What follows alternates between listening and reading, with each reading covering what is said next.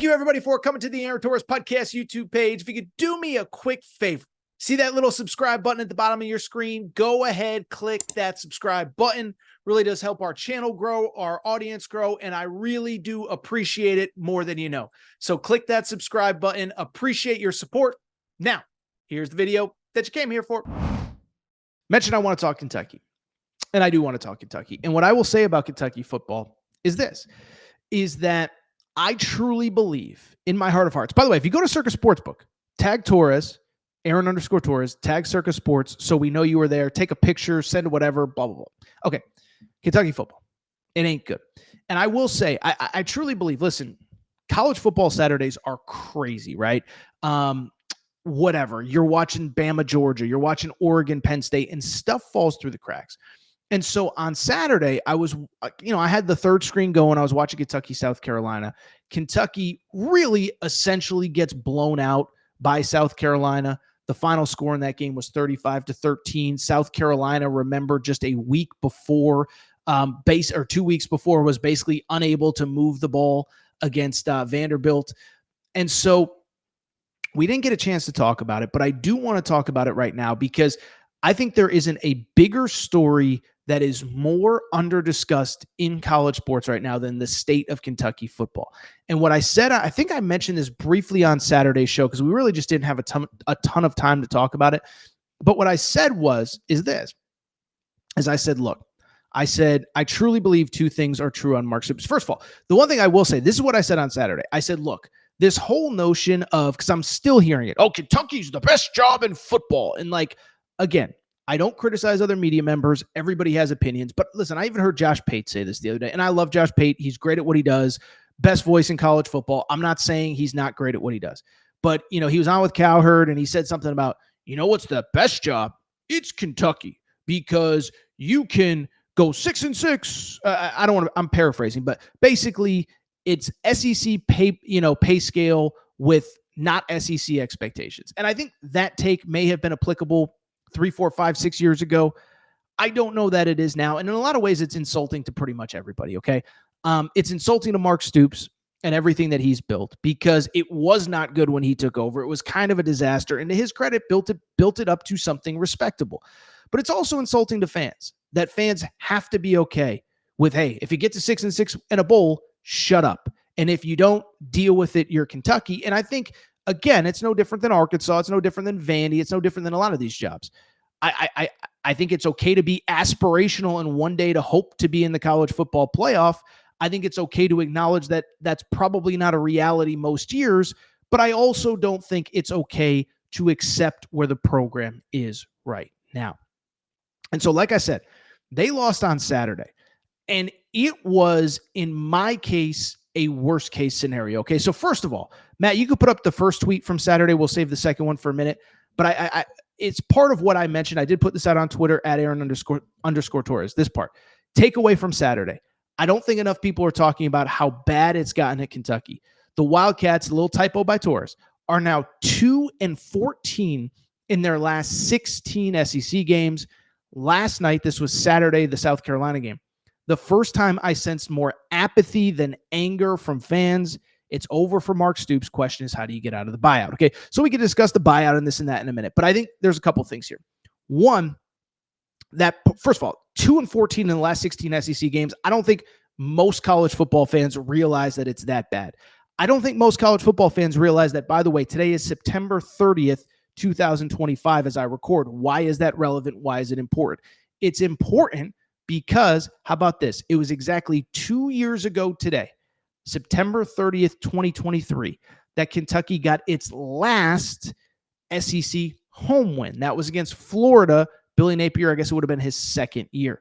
So we're talking about now 2 full calendar years since they got their last SEC home win, 2-14 in the last 16 SEC games.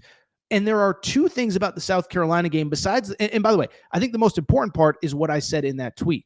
It's that I think Kentucky fans have basically given up. I think Kentucky fans have basically said, I'm not even going to invest in this product anymore. And I don't just mean financially, I mean with my time.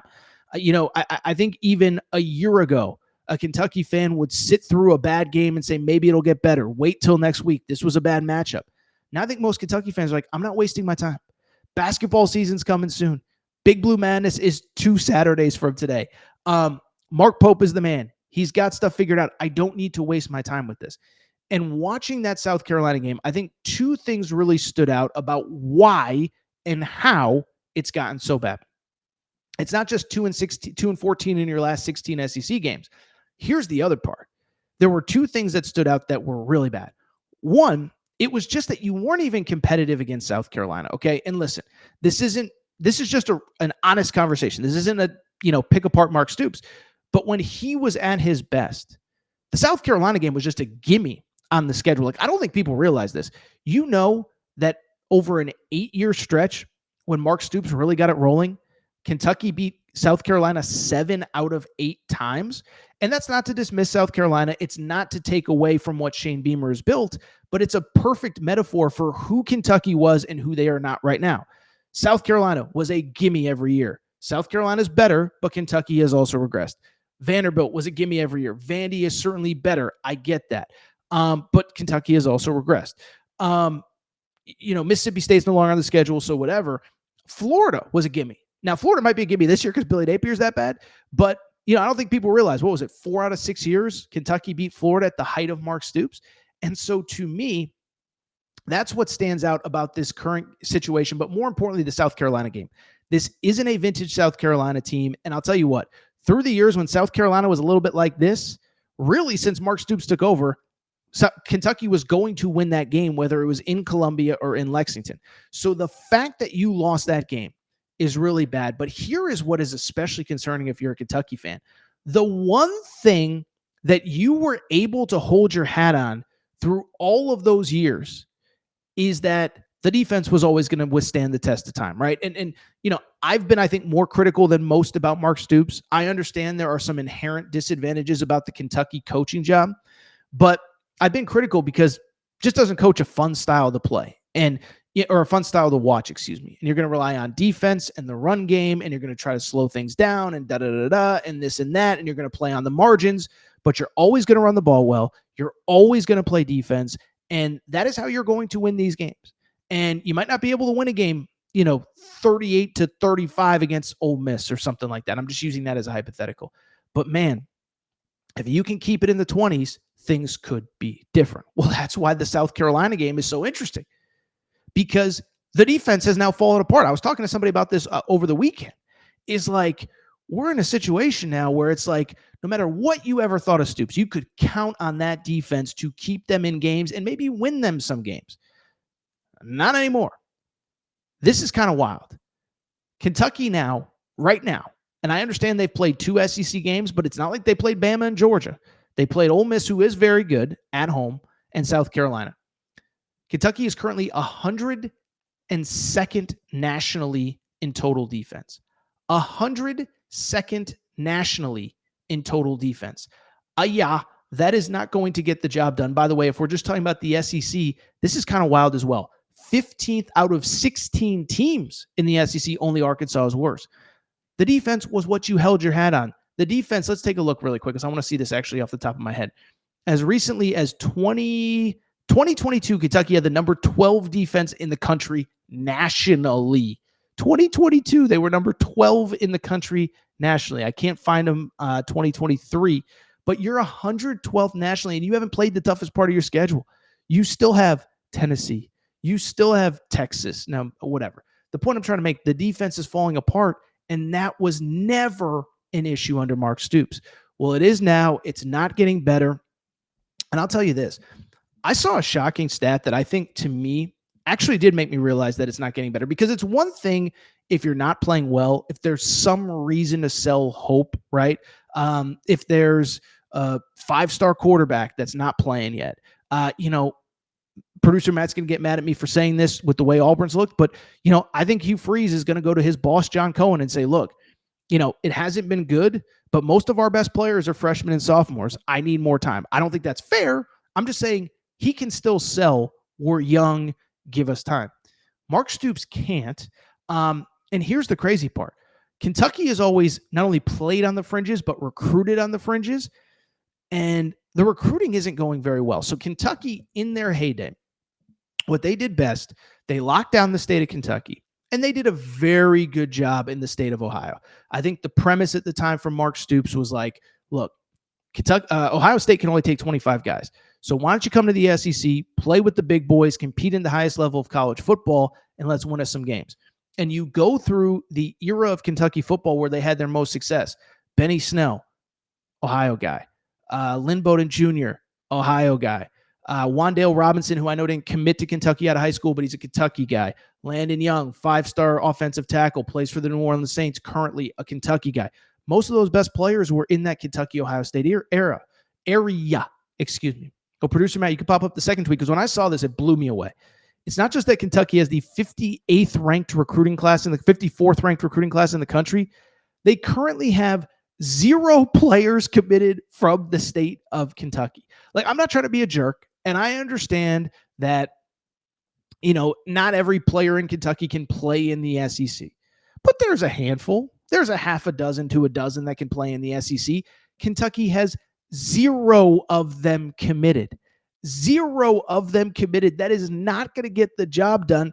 And if you can't sell to players in your home state that you should come to the state school and represent the state school for the people of the state, I just don't know how much time you have left. And I don't know any way that you can sell that things are going to be better. Because if you can't sell the best players in your home state play for the state school in the SEC, how are you going to go sell other good players to do the same? I don't think you can keep in the SEC going to the portal year over year over year and expecting to hit on player after player after player. And it just shows to me this thing is over. Now, the buyout stuff is obviously very interesting. We've talked about it plenty with these other programs, and I get it. But at the same time, with Mark Stoops, listen, I'll just say I'll be consistent with what I've said on the buyout. I understand how buyouts work. I understand if he was fired tomorrow, he'd be owed like $40 million within like a 30 to 40 to 50 day period. Like basically, it's essentially a lump sum buyout. There are also ways to get around that. One, you can, and this is kind of on Mark Stoops, renegotiate a buyout. Sam Pittman did it earlier this week. I think and it wasn't a ton of money. I don't want to make Sam Pittman out to be some saint, but I think he was owed like 7.5. They settled on like 6, whatever, but it was renegotiated. And if you're Mark Stoops, I guess what I would say is this, is I understand how the buyout works, and I understand the people that would sit there and say, you're never going to give up $40 million. He's going to coach it to every last penny. Maybe, but the counter is a couple things. One, there's always a way for the school to get out of a buyout. I'm just saying, go Google some stuff. 2, on top of it, I think also the coach can renegotiate it, and you can renegotiate in a lot of ways. You could get the $40 million. Maybe it's the Bobby Bonilla $40 million over 40 years. I don't know. Maybe it's, $40 million, maybe you negotiate it to 20 and you give them 2 for 10 years. I don't know. But what I do know is that if it was me and I was Mark Stoops and I was almost 60 years old, and also I was living a world where I knew nobody wanted me at the job, nobody wanted me in town, I don't know that would be like a thing that I would be super excited to show up for every single day. And I was thinking about this. People could say, there's no way he's giving up that money. Okay. But think about what it's like to be Mark Stoops in Lexington right now. I don't know his setup, but I can't imagine it's very fun for him if he needs to stop at the gas station for gas, if he needs to stop at the grocery store for something, if he wants to stop and have a dinner somewhere, and I think I understand that what the buyout is. I also understand there's a quality of life aspect to this, and this guy has $50 million in the bank. And so does he really want to spend the next 3 or 4 years coaching out every day of his contract, going to a place where everybody hates him, going to a place where he's not wanted? And by the way, when I say people hate him, I don't mean they literally hate him, and I don't blame Kentucky fans. He's not living up to his end of the bargain. But I said what I'll be consistent with what I've said, and I truly believe it. I do not believe Mark Stoops will be the head coach of Kentucky next year. It's getting too bad. It's getting too toxic. You're going to lose too much money to keep bringing him back, and I don't know how it happens, but I think the buyout gets renegotiated.